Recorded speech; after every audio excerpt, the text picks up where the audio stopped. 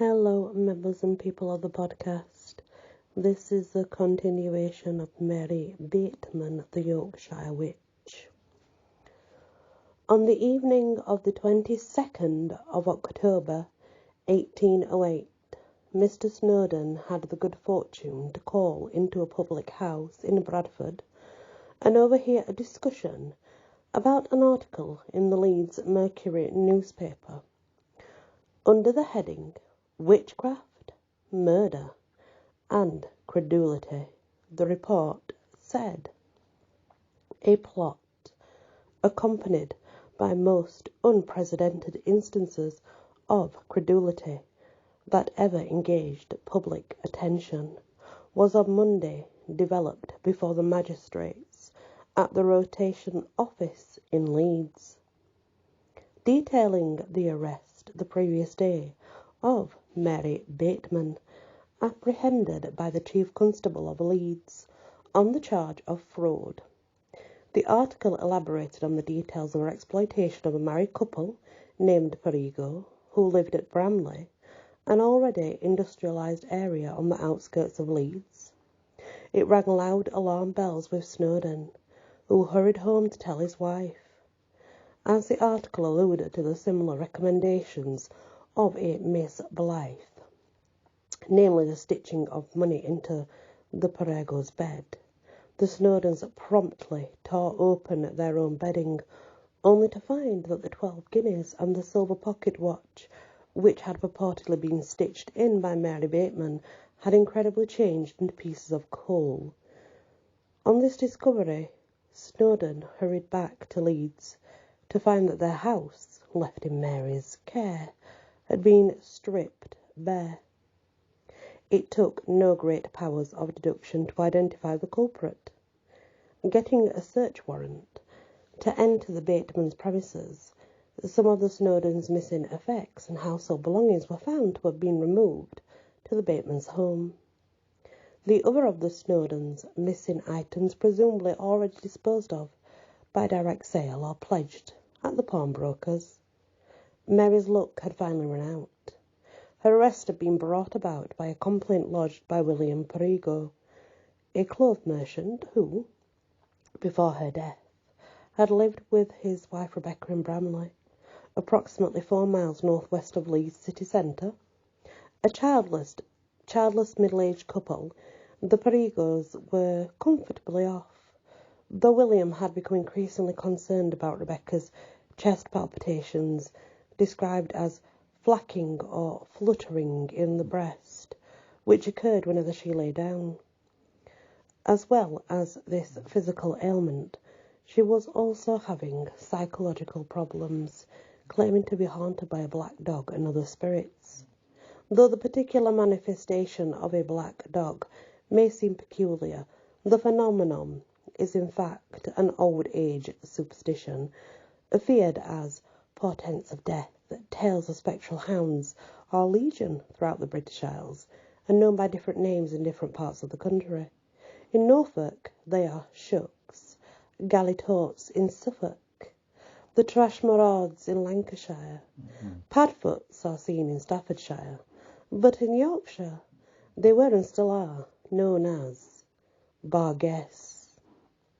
Though a cure was sought through conventional medicine, Rebecca was told by her physician, a Dr. Kersley, who was clearly as superstitious as his patient, that she was under some sort of spell, and that he could do nothing to help her.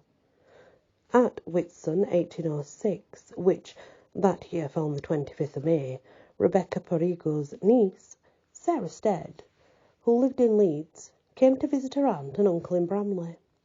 Rebecca complained to her niece of the fluttering in her side, which she supposed was a result of an evil wish, which had been laid upon her. Rebecca was just about to celebrate her 46th birthday on the 29th of May, and, as William Perigo affirmed at Mary Bateman's trial, in 20 years of marriage his wife had always enjoyed a very good state of health and was never confined a week to her bed on account of illness since they were married. It would seem likely that Rebecca was suffering heart palpitations in all probability brought on by anxiety and stress caused by the unseen curse to which she attributed to the ailment in the first place. It was a vicious circle of fear. In the light of her aunt's discomforts, Sarah innocently suggested the services of Mary Bateman, whose reputation she knew, and who she thought might be able to rid Rebecca of the troubling spirits that were possessing her, and presumably remedy her physical ailments at the same time. Sarah actually called on Mary then, still living in aptly named Black Dog Yard, the same day after her visit to Bramley, and recounted how she'd found her aunt very low and poorly, and that while William had already enlisted the services of a country doctor, he had been told that his wife was suffering as a consequence of the evil wish cast upon her. Mary must have been laughing all the way to the bank at the prospect presented by Rebecca Pegrose' ill health. She confidently claimed to have cured many others who'd suffered similar chest pains to those afflicting Rebecca. She assured Sarah that she knew of a lady who could cure her aunt, although she didn't mention the name of Miss Blythe, and she did used to call her Sarah, even though her name was Sarah. At this juncture, she assured the Perigos' niece that she would write the necessary letter and have an answer within a fortnight. However, she would require a flannel petticoat, any other undergarment worn next to her aunt's skin, to send on her confidant in order to assist with the removal of the spell. From this article of clothing, Miss Blythe would be able to collect a knowledge of her disorder. After some weeks' delay, perhaps the Perigos were deliberating over the use of Mary's services, or perhaps Rebecca's health had temporarily improved. A meeting was arranged between William Perigo and Mary toward the end of July, outside the Black Dog pub. A flannel petticoat of Mrs. Perigo's was duly handed over, to be sent to Miss Blythe in Scarborough by the night's post, and, this being a Saturday, William should call back on the Tuesday or Wednesday following for Miss Blythe's reply and instructions. We can assume that Mary added a new flannel petticoat to her wardrobe at this point. When William returned to Black Dog Yard the following week, Mary showed him the forged reply from Miss Blythe, directing that Mary should go to the Perigos' house in Bramley, and employing the tried and tested ploy, stitch into their bed 4 guinea notes enclosed in bags. Miss Blythe had enclosed the notes with a letter. One should go into each corner of the Perigos' bed, where they must be left untouched for a period of 18 months, in order to lift the curse afflicting Rebecca.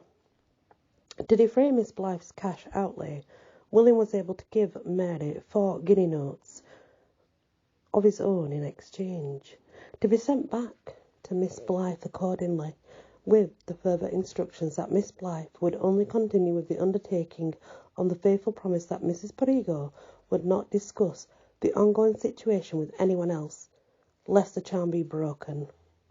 Obviously, at this point, Mary was not certain of the worth of her victims and how much money she could get from them, so she engineered a ruse to be left alone in their house so that she could assess their living standards and make a mental inventory of their belongings.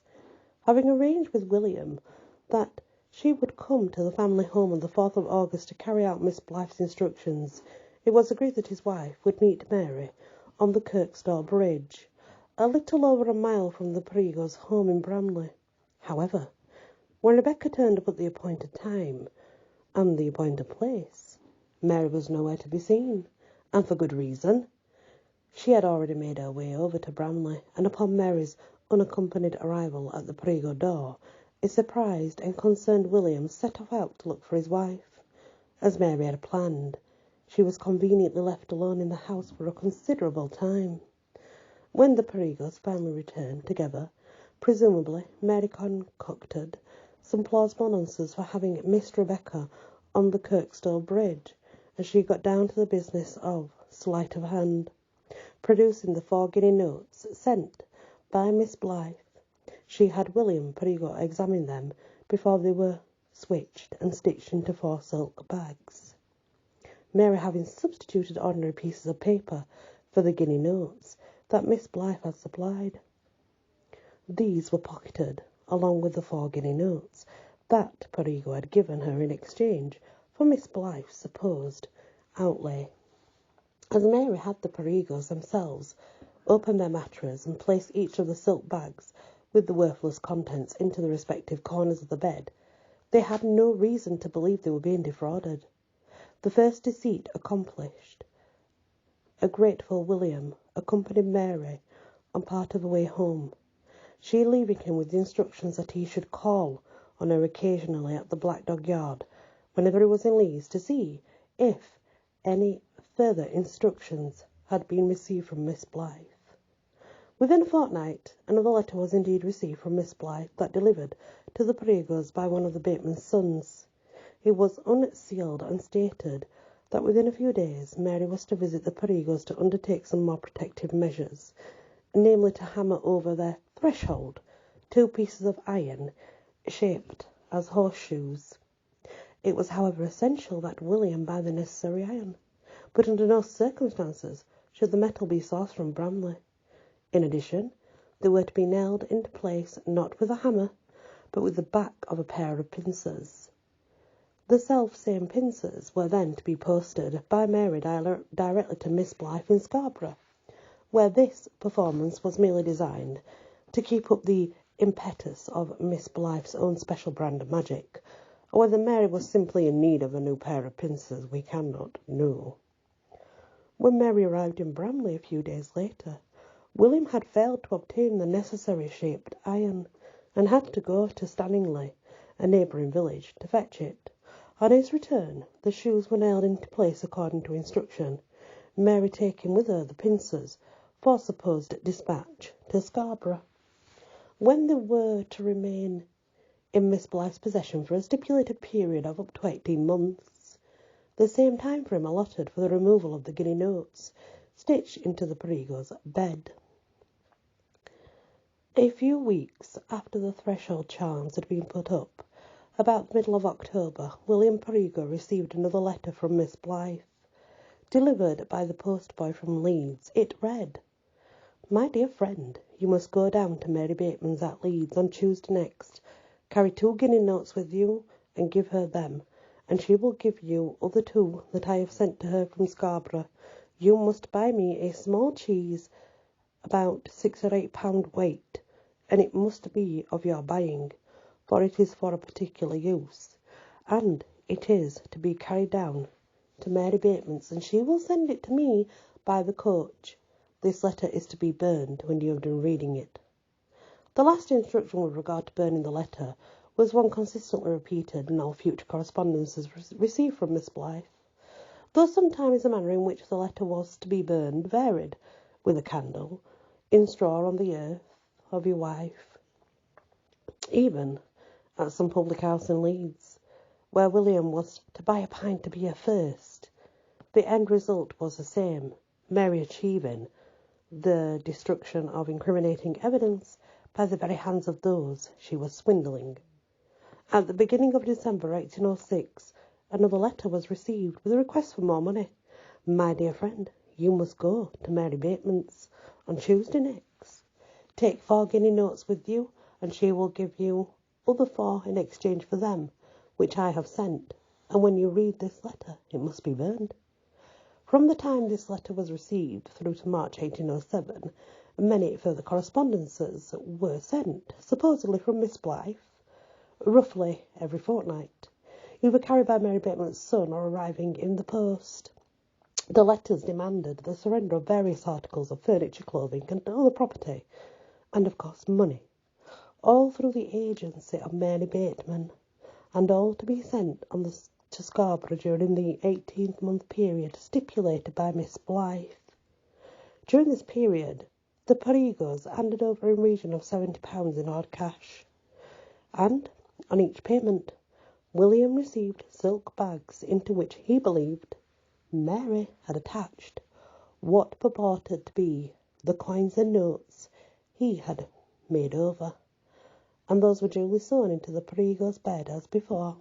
With regard to the household items extorted from the Perigos during this period, at Mary's trial, these were listed as amounting to the following: 1 goose, 2 pairs of men's shoes, a goose pie, a tea caddy, several shirts, a counterpane, that's a bed covering, a piece of woolen cloth, a silk shawl, a light coloured gown skirt, a light coloured cotton gown, 2 pillow slips, 6 strokes of malt, a quantity of tea and sugar, 200 or 300 eggs, a pair of worsted stockings, a pair of new shoes, a pair of black silk stockings, 3 yards of Knaresborough linen cloth, 10 stones of malt, 63.5 kilograms, a piece of beef, 3 bottles of spirits, a new waistcoat, 60 pounds of butter,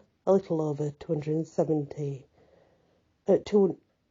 kilograms, 7 strokes of meal, 2 tablecloths, 2 barrels, 327 litres, 2 napkins. A stroke or strike was a unit of volume used for dry measure, an equivalent to 2 bushels, that is 16 imperial gallons, a little under 73 litres. Miss Blythe's demands continued, however. In March 1807 she wrote, "My dear friends, I will be obliged to you if you will let me have half a dozen of your china, 3 silver spoons, half a pound of tea, 2 pounds of loaf sugar, and a tea canister to put the tea in, or else it will not do. I durst not drink out of my own china. You must burn this with a candle." Whether the Perigos' resources were exhausted, or they'd just begun to doubt the powers of the heavily exacting Miss Blythe, and when the china, silver, and other items failed to arrive by April, Miss Blythe put pen to paper again, pressing the requests made in the March letter, which had not been forthcoming, along with the demand for a new bed and bedding, as she was unable to sleep in her own bed, due to the battle she was having with the spirits that had taken over Rebecca Perigo. Presumably, these same spirits had previously had some detrimental effect on Miss Blythe's china and spoons, too. As her March letter mentioned, upping her demands, Miss Blythe wrote again to her dear friends that she would be obliged to if you will buy me a camp bedstead, bed and bedding, a blanket, a pair of sheets, and a long bolster must come from your house. You need not buy the best feathers, common ones will do. I have laid on the floor for 3 nights, and I cannot lay on my own bed, owing to the planets being so bad concerning your wife, and I must have one of your buying it, or it will not do. You must bring down the china, the sugar, the caddy, the 3 silver spoons, the tea at the same time when you buy the bed, and pack them up together.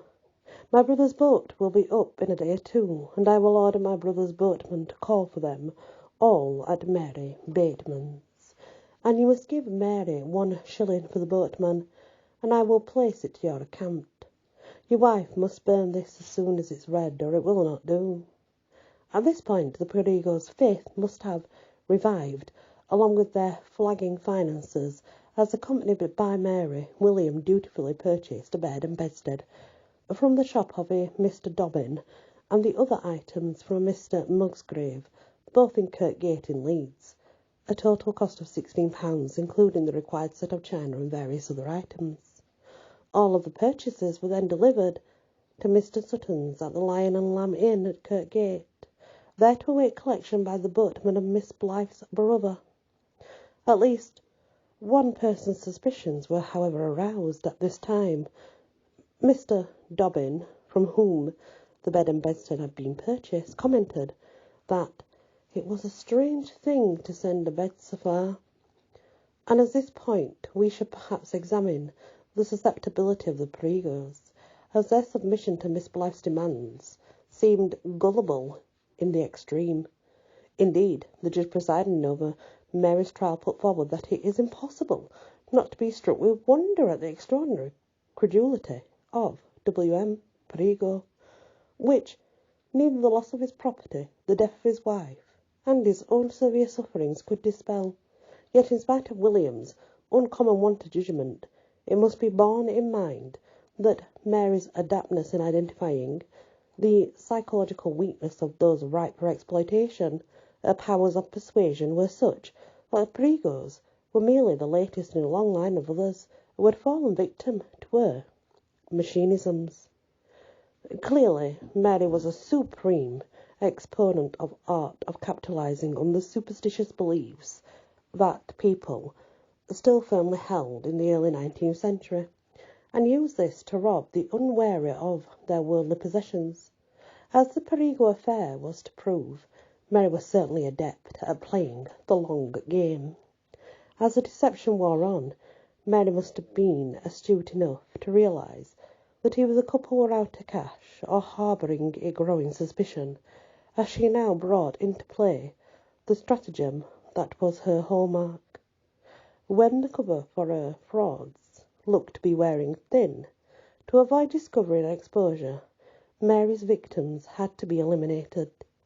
To this end, Miss Blythe wrote another letter, paving the way for Mary to start poisoning William, and Rebecca Perigo to give the lie some additional bite, and exacerbate the fears of the Perigos, which had seen them fall into Mary's clutches in the first place.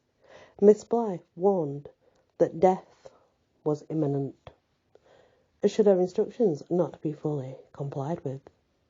At the end of April 1807, the following letter arrived. My dear friends, I'm sorry to tell you we'll take an illness this month of May next, either to one or both of you, but I think both. But the works of God must have its course. You will escape the chambers of the grave, though you seem to be dead, yet you will live. Your wife must take £half of honey down from Bramley to Mary Bateman's at Leeds, and it must remain there till you go down yourself, and she will put in such like stuff as I have sent from Scarborough to her, and she will put it in when you come down and see her yourself, or it will not do. You must eat pudding for 6 days, and you must put in such like stuff as I have sent to Mary Bateman's from Scarborough, and she will give your wife it, but you must not begin to eat of this pudding while I let you know. If you find yourself sickly at any time, you must take each of you a spoonful of this honey. I will remit £20 to you on the 20th day of May, and it will pay a little of what you owe. You must bring this down to Mary Bateman's and burn it at her house when you come down next time. Obviously, the last instruction to burn the particular incriminating correspondence in Mary's presence was a very necessary precaution in view of the instructions contained in it and the plan of poisoning that Mary had initiated. The chambers of the grave were indeed, to prove prophetic words. A complaint Rebecca went to see Mary with £half of honey, and the letter instructed Mary mixed into it some of the special medicine that Miss Blythe had prepared. Rebecca left with 6 packets of powder, marked for daily incorporation into the Perigo's puddings. Mary reminded her that they must be used in the precise manner directed, or they would all die. Mary and Miss Blythe included. On the 5th of May, another letter arrived from Miss Blythe instructing the Perigos to start eating the powder-laced pudding on the 11th of May, but observing the culinary caveat that on each of the 6 days no more pudding than was sufficient for them both should be prepared, and that nobody else was allowed to eat any. If there were any leftovers, these should be disposed of immediately. Miss Blythe was also clear that should either William or Rebecca become sickly, under no circumstances were they to call a doctor, as he would not be able to help them. Obviously, because it would have been poisoned, wouldn't it? So it would have been able to help them. Finally, this letter, like all the others, was to be burned. Not only had Mary Bateman succeeded in acquiring a great number of goods and a considerable amount of money from the Perigos, the couple were now about to conveniently poison themselves and destroy all the written incriminating evidence, substantiating Mary's involvement into the bargain. On the 11th of May, a Monday, William and Rebecca dutifully began their regime of pudding eating. Initially they suffered no ill effects, However, on the 6th day, the quantity of powder in the packet marked for use on Saturday being 5 to 6 times larger than the previous doses, Rebecca made a small cake, along with their pudding, to use up all the powder. On tasting the cake, William commented to his wife that it tasted very keen, and that if the pudding tasted as bad, he would not eat it. True to his word, after one mouthful, he found the pudding so nauseating that he could not eat no more. Rebecca, on the other hand, clearly keen to swallow what she thought would be the resolution of all the problems, managed 3 or 4 mouthfuls, unable to eat any more. She went to take the unfinished pudding to the cellar. On her way, however, she was seized with the most violent vomitings. Yet to Rebecca this sudden downturn in her state of health was indicative of the illness predicted in Miss Blythe's letter, and accordingly she broke out the special honey, a teaspoon of which was to be taken by them both in the event of sickness. William ate 2 spoonfuls, while Rebecca took 6 or 7. Predictably, they both rapidly took a turn for the worse. William described a violent heat coming out of his mouth, which was very sore, and that made his lips turn black, accompanied by a violent headache, 20 times worse than the common headache. His vision disturbed, so that everything appeared green to him. Rebecca, who of course had eaten far more of the poison than her husband, vomited incessantly for 24 hours, but would not hear of a doctor being called, as this would be going against Miss Blythe's express instructions, and the charm would be broken. Instead, she ate even more of the honey. While Rebecca's symptoms initially mirrored William's, they quickly became more extreme. Her tongue swelled so that she was unable to close her mouth. She complained of a constant thirst. As the poison progressed through her system, and the symptoms worsened, her strength failing over a week of agonizing torment and suffering, on Sunday the 24th of May, Rebecca Perigo died. Yet, even on her deathbed, she was still under Miss Blythe's influence, her last words to her husband being that not to be rash with Mary Bateman, and that he himself should keep the appointment with Miss Blythe, whom Rebecca was supposed to have met at Mary Bateman's house the following day. While the self-administration of the poison Mary had supplied was carefully timed so that the meeting with the mythical Miss Blythe would never take place, and indeed the entire fraud perpetrated against the Perigos would never come to light. The fact that William Perigo had survived the attempt on his life now posed a serious dilemma for Mary, but not one that her resourcefulness, or so she thought, could fail to resolve. And that's the end of the story of Mary Bateman with the Perigo family. So that's another lady that she's murdered with poison. She does like a poison, doesn't she, this Mary? It's everywhere she goes, I think. Arsenic powders everywhere with her. Bloody hell. Anyway, thank you for listening.